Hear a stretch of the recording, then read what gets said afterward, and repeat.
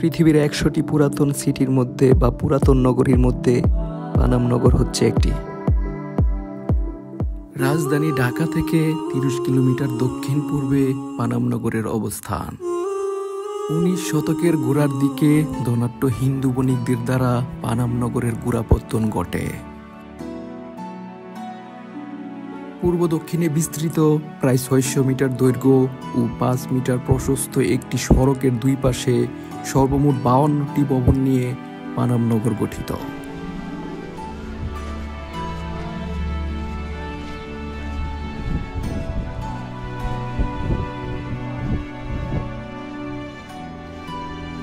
ভবনগুলোর মধ্যে প্রাপ্ত লিপি অনুযায়ী কাশীনাথ ভবন ১৩০৫ বঙ্গাব্দে নির্মিত।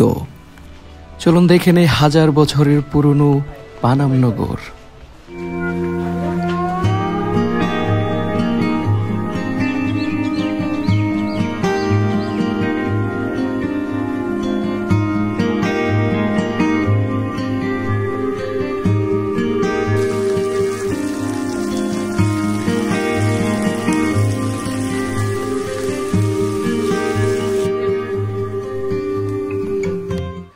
হাজার বছরের পুরনো ভবনগুলোর অনেকগুলোই বর্তমানে ঝুঁকিপূর্ণ।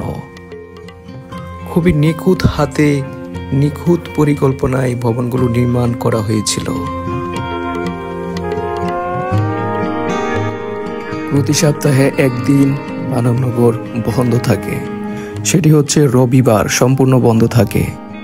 এছাড়াও সোমবার দুপুর ২টা থেকে ৫টা পর্যন্ত খোলা থাকে।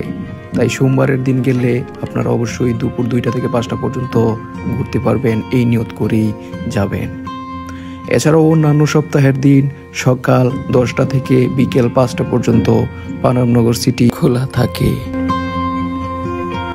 কিভাবে যাবেন এই পানাম নগরীতে?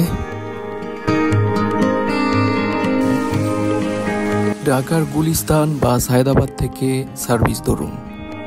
গুলিস্তান বাস স্ট্যান্ড থেকে ঢাকার বাইরে সোনারগাঁওগামী বাস পাওয়া যায়, যেগুলো ট্রান্সফার সোনারগাঁও মুগরাপাড়া বাস স্ট্যান্ডেই হয়।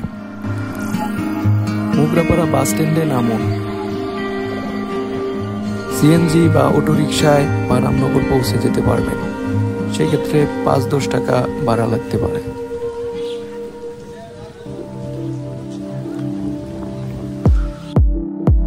ভিতরে প্রবেশ করার জন্য টিকিটের মূল্য মাত্র ২০ টাকা।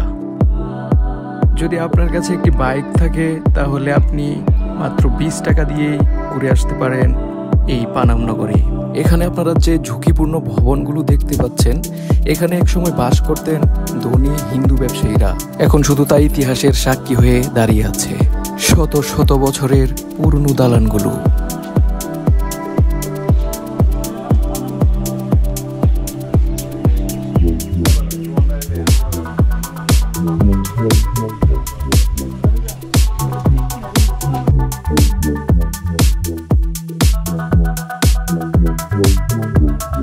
যদি আপনি এখনো পানাম সিটিতে না এসে থাকেন তাহলে এটা আপনার ট্রাভেল লিস্টে রাখতেই হবে।